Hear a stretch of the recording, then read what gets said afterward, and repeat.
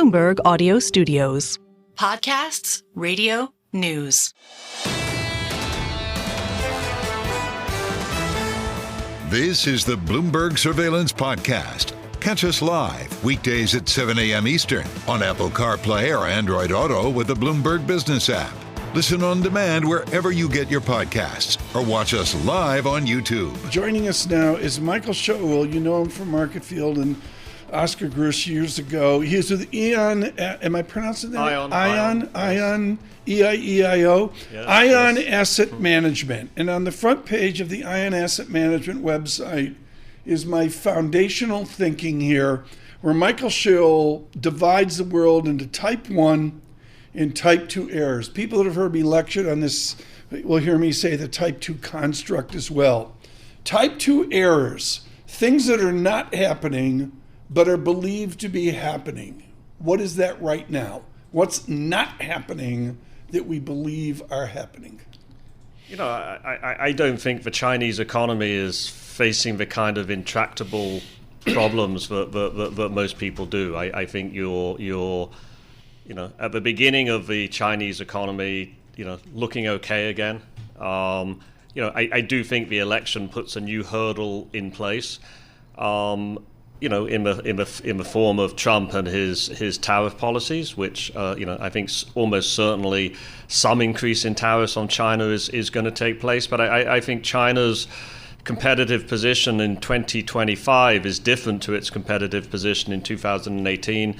Its export industries are now starting to dominate products which are crucial to both the corporate and personal sector in the US and in Europe. It's not going to be quite as easy to shut them out of export markets. So your claim is in commodities. We've had a long-term commodity collapse. You and Rishi Sharma lead the study of this. Can we go long commodities because we underestimate China's potential? I think commodity prices, the industrial metals are too low today. I think that you're at the beginnings of the recovery. It's very, very noisy.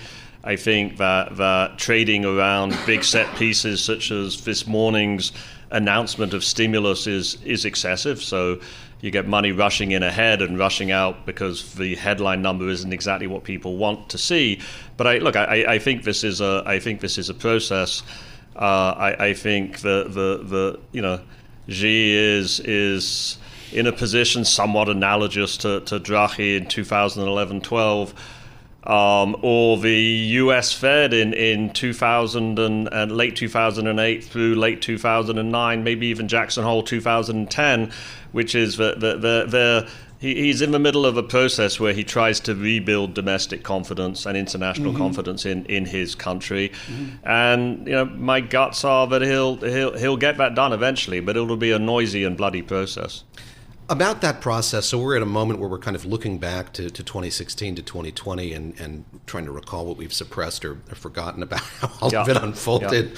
How is that happening in Beijing? In other words, what template do they have for how they responded to or engaged with the salvos from the U.S. in the trade war, and sort of what are they doing to prepare for whatever might come here if we get these 60% tariff, whatever comes from this new administration? How do they position themselves for it and keep up that effort to bolster confidence and strengthen the economy domestically there in China?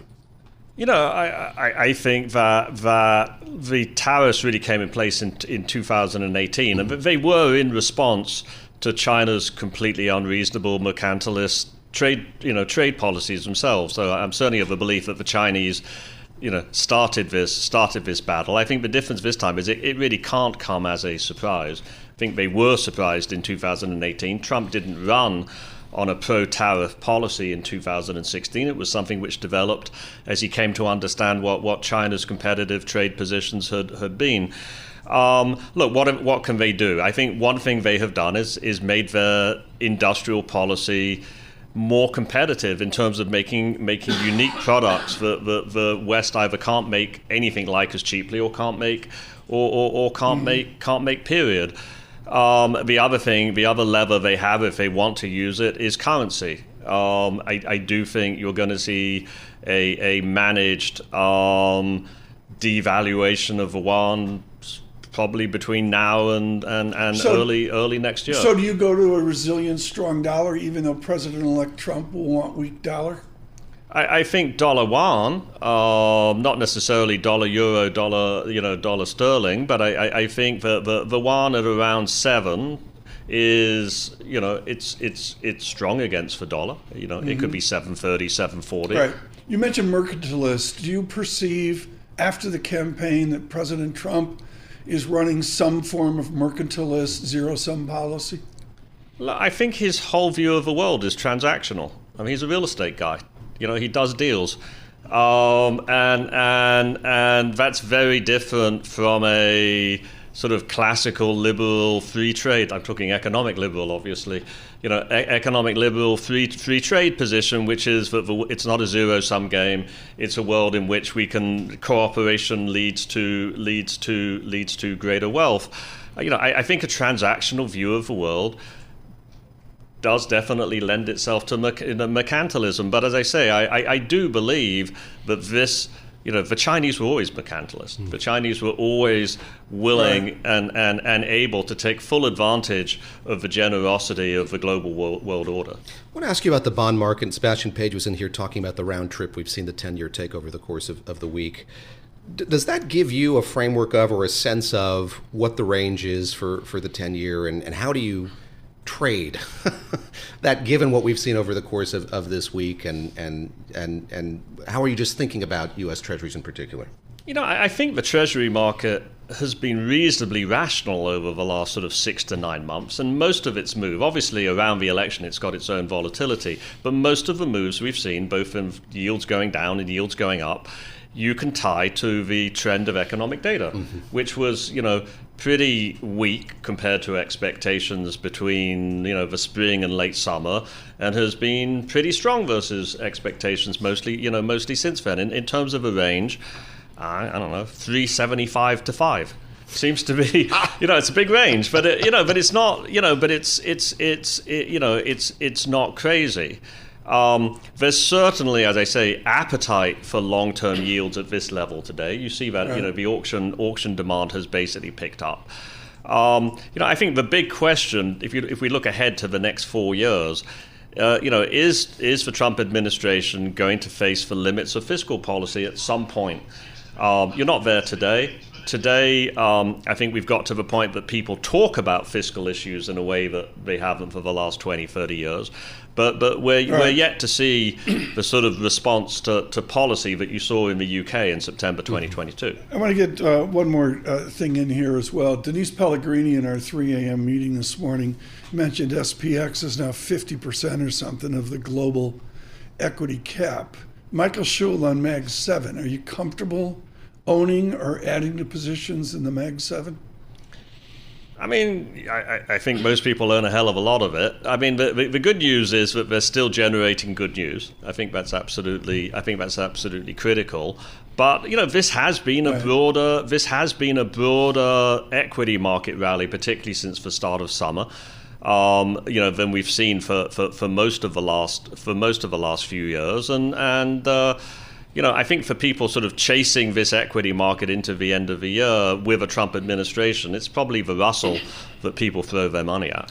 I have to ask one personal question. You are supportive of the Tel Aviv University through their American friends. What relationship is the most constructive for the president-elect with Mr. Netanyahu? How should that be amended off of the Biden years? I think the U.S. has been a good ally to Israel. I think Biden himself as president has been a good ally. I'm not sure the entire Democratic Party has, and the popularity of that policy has certainly been diminished. Look, Trump and Netanyahu, kind of speak the same language. I think there's questions whether, again, Netanyahu himself is going to be the prime minister for the majority of his presidency. There'll be an election there. There'll be an election there fairly early in the, I would say, the reign of Trump. It was a Freudian slip in the presidency of Trump. But I think that Trump is sort of generally viewed as being pro-Israel, subject to the limitations of his sort of inherent volatility. Michael, thank you so much. Michael Shaoul with us. Don't be a stranger. Let's do this again with Ion Asset Management. I put out on Twitter and LinkedIn the website. It's great.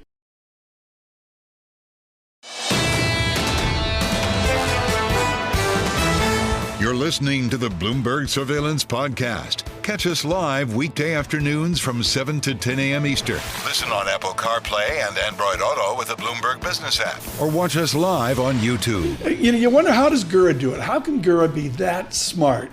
He sat there and he would read the Almanac of American Politics to his children as they went to bed at night. The Almanac of American Politics is like 1,000 pages. It's brilliant on every congressional district. I miss it every day.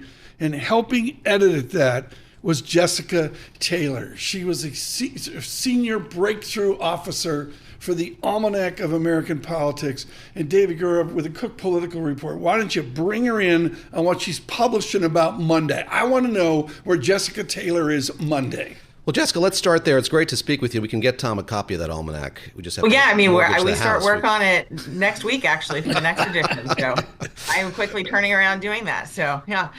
Are you going to know by Monday who controls the House? Where are we in the counting of votes in those, 30 outstanding districts across this country?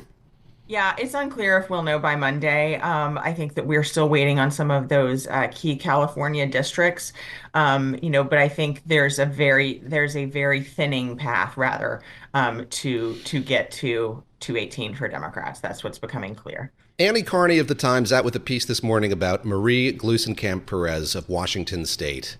She complaining to Annie just about how she felt she was ignored by the mainstream Democratic Party. She had complaints about where things were going. She felt she was ignored by the candidate herself at a Christmas party. The grievances range from kind of macro to micro.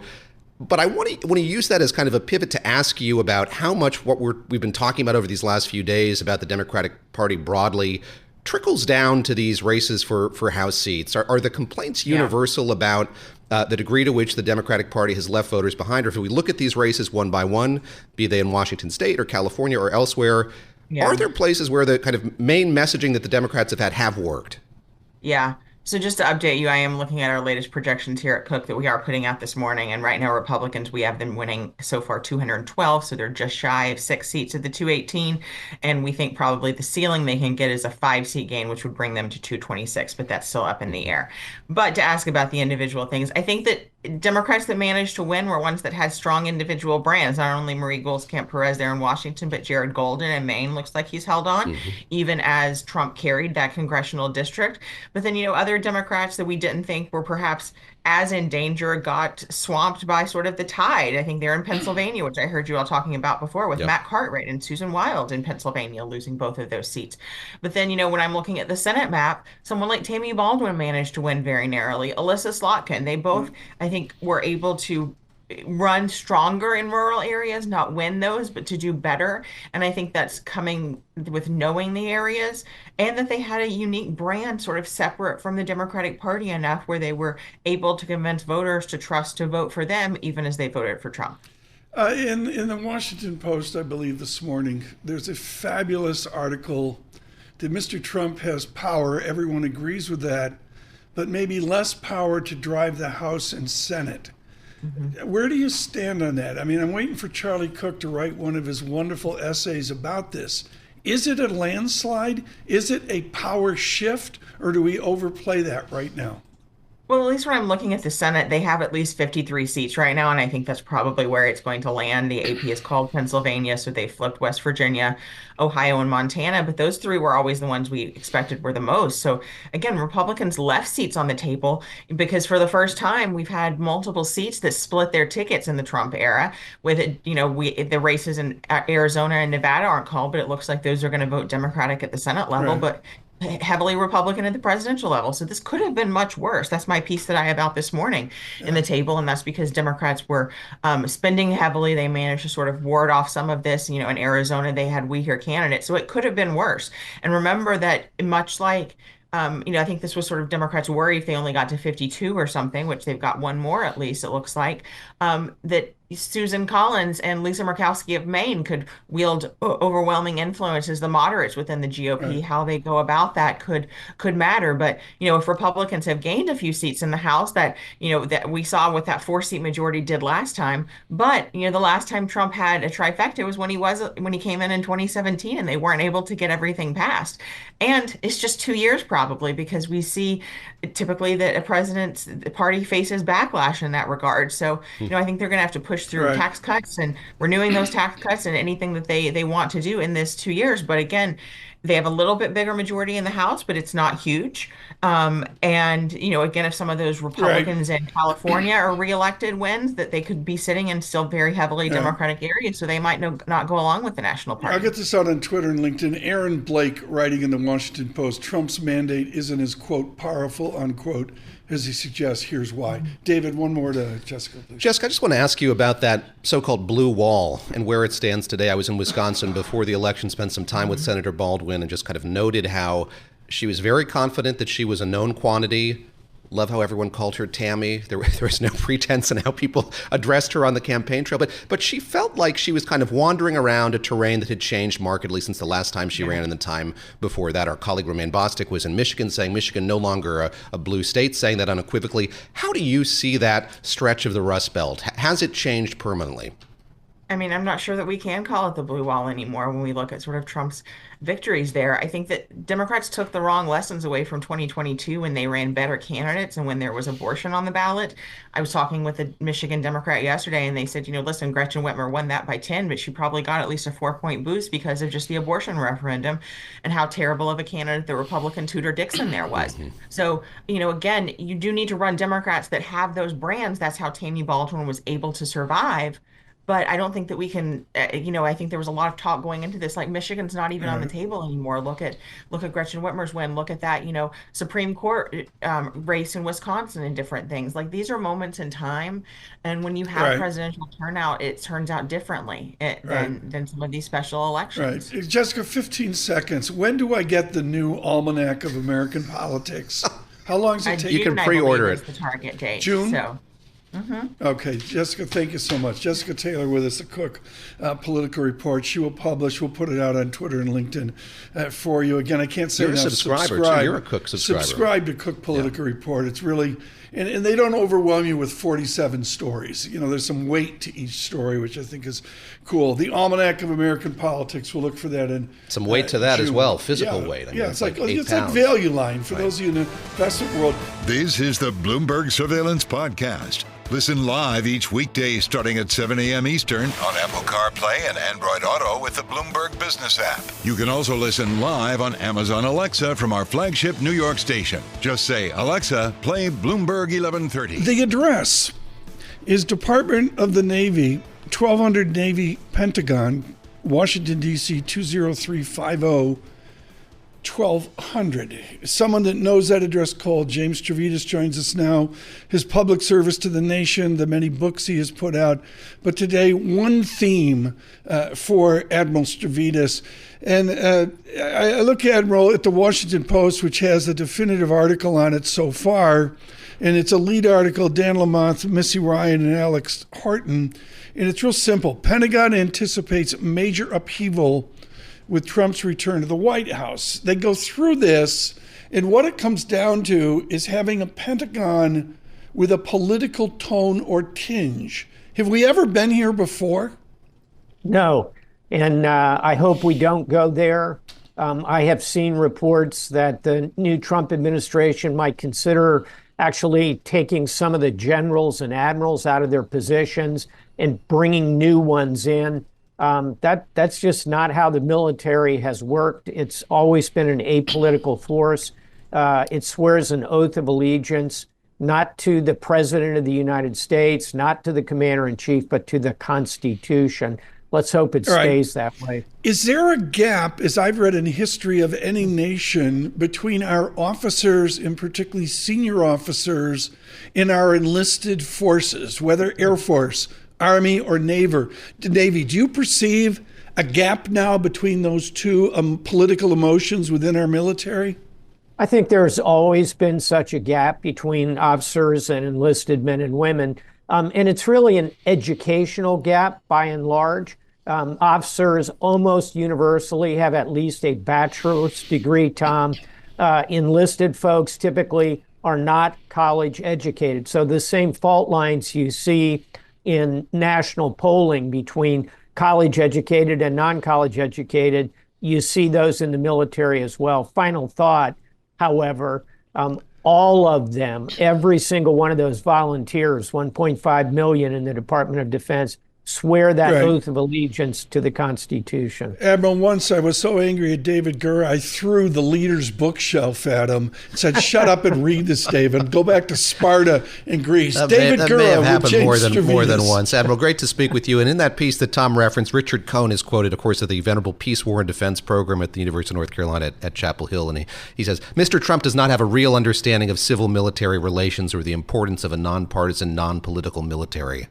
Who is going to educate him on that? As you look back on the last Trump term, it was something he clearly struggled with. Who is in a position to make it clear to him the way things have worked and indeed should work in this country? I'll give you three names that come to my mind. One is Mike Pompeo, who was the director of the CIA and then was the Secretary of State, West Point graduate, number one in his class. He could help. Number two, the last national security advisor, former Ambassador Robert O'Brien, very well grounded, steady. I think he could be in a position to be helpful. And third, the last deputy national security advisor, Lieutenant General Keith Kellogg, retired, also understands all of that. Those are names that I'm actively seeing under consideration in a Trump administration. Dave, we're just going to have to wait and see who he puts in positions of authority. That'll give us a clue where we're headed. Right. Admiral, would you serve the president-elect? I have never turned down a request for service from the country, and I will leave it at that, Tom. Admiral, you're out with a new column here at Bloomberg Opinion focusing on NATO. You say your phone has been ringing off the hook from worried U.S. allies in Europe in particular who are wondering about what's going to happen with NATO. What is your best guess of the path forward here for that alliance, given the rhetoric that we've heard on this campaign trail, given what we heard when Donald Trump was in the White House last time?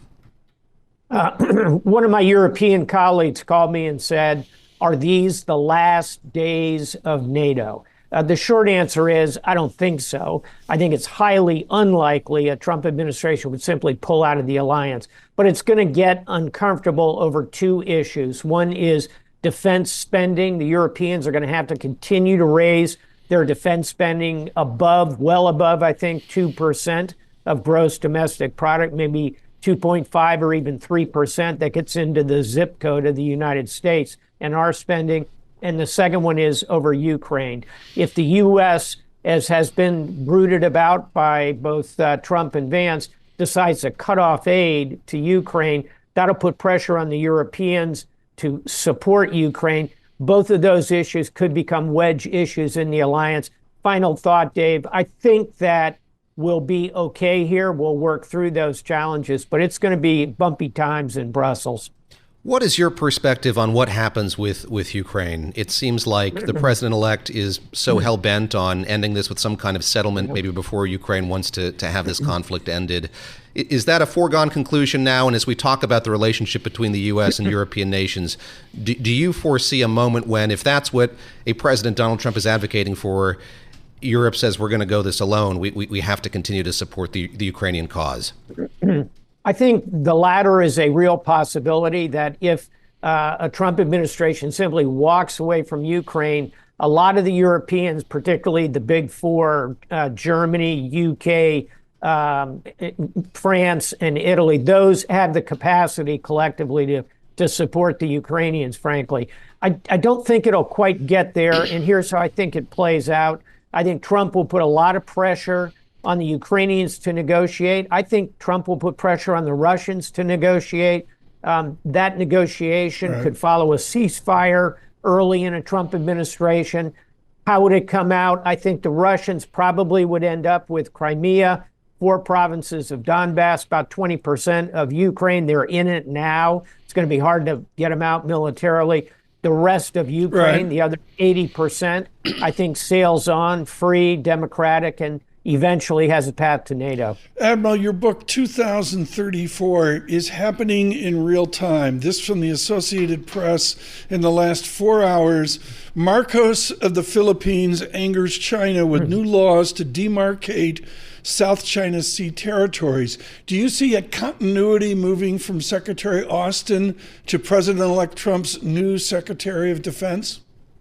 I do. I think, again, within the framework of the Department of Defense, I'm hopeful that we can keep politics at a minimum and have a good transition. And for listeners who don't know this, the Philippines have the same security guarantees that the NATO members do, the Pacific. And by the way, as you know, Tom, I've written a new book called The Restless Wave about World War II. Part of the reason I wrote that book is to help us understand the sweep, scale, scope of a war, in this case with China, during World War II, as I talk about in The Restless Wave with Japan. We need to avoid that.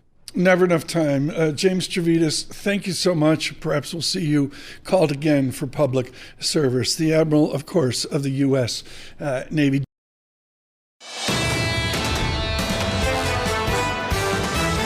This is the Bloomberg Surveillance Podcast. Listen live each weekday starting at 7 a.m. Eastern on Apple CarPlay and Android Auto with the Bloomberg Business app. You can also watch us live every weekday on YouTube and always on the Bloomberg Terminal. Your daily roundup on the front page is the Lisa Mateo Hour. Lisa starts strong. What do you got? All right, this is all about your favorite vehicle, the Cybertruck, okay? You could be seeing more of these on the road. There's a reason why. Tesla is offering the option to lease the all-wheel drive version of the electric pickup for 3 years. The price, it's going to be $999 a month. You also have to put down $7,500 on top of it. But if you want the 2-year version with zero down, if you want to go that way, you're still going to pay about $1,715 a month. So it's going to cost you. It costs like $100,000. It costs $100,000. Have you been in one of these, Tom? Have you ridden in a Cybertruck? No, Tucker had his on Madison Avenue. Yeah. And I saw it. And to me, Ken, our global technical director, helped me. It's the width of the Cybertruck. Yeah. It won't get in a parking spot. Is that right, Ken? It takes up.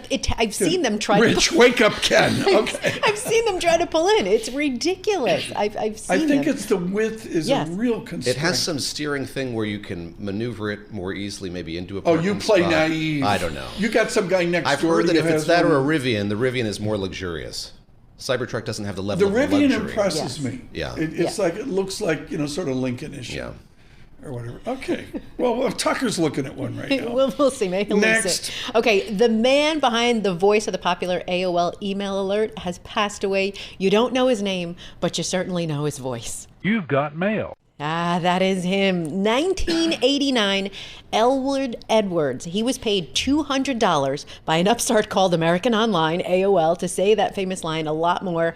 He had a career in broadcasting. He started in AM radio, behind-the-scenes TV, but how he landed that gig, his wife actually worked as a customer service representative for Quantum Computer Services, which would become AOL, and they were looking for this voiceover, and she said, well, what about my husband? And they said, sure. And that's how it became. And guess how much you got for that? How many dollars? $200. $200.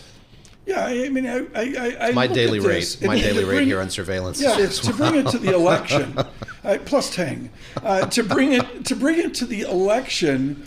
We haven't had the articles yet, David Gurr, of how technology, email, social media, all that. This is an has incredible shifted- segue, as you would say. No, but it's shifted That's the very election. true. That's true. And Mr. Trump said, "This is what happened last time. I'm going to be more technically savvy this time." Am I right? Yes, and I saw a great piece over the last couple of days about how he embraced new media and podcasting in a way that felt very authentic. He was getting good guidance on that. Why Love am to have him here on the Steve show. Colbert brought this up last night with John Dickerson of CBS, Margaret Brennan with us later. Why am I still getting emails from different people saying they need money? I've noticed that too. Some Senate races still not decided. You Help sure it's out nobody here. that you know? Yeah. I don't know. What do you got next, Lisa? Okay, do you ever wonder why sometimes you go and get the over-the-counter drug medicine and sometimes it doesn't work and you just feel like you're taking it and nothing is happening?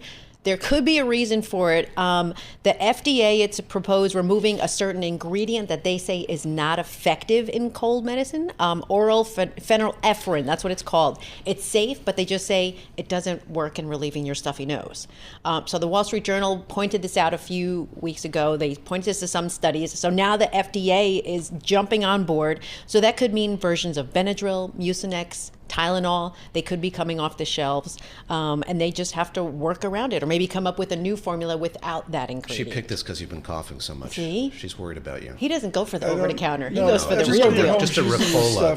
Vet Bill's using the cough syrup. I mean, it's too. But to me, the big problem is now you go in the drugstores and you can't get the stuff. Oh, it's all locked up.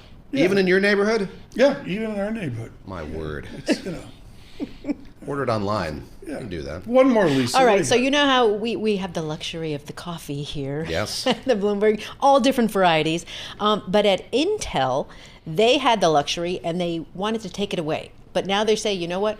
We're going to bring it back because we want to improve morale. Intel has not been doing the best. You know, they've gone through a couple of struggles. They missed opportunities with AI. So now they want to bring that back to help with office morale. That's what these local reports are saying. What is not coming back, they used to get free fruit. So now that's not happening. So now they have to bring their own fruit if they want to do that. But also they're not going to be getting those reimbursements for internet, phone, commuting costs. And the company, you know, said back in August that they're going to cut about 15,000 workers. So that was part of the cost cutting. But they said, you know what? We're keeping the coffee.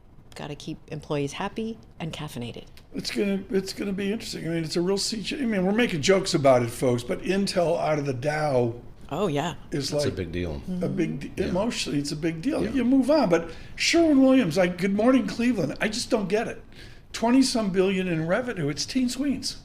I mean, I'd love to know from the Dow Jones Industrial Average people how they picked Sherwin versus 30 other companies. You're bored by this. Is it formulaic? If we're not doing politics, no, you're not nodding off falling asleep. I'm just thinking about last time I've been to a Sherwin-Williams.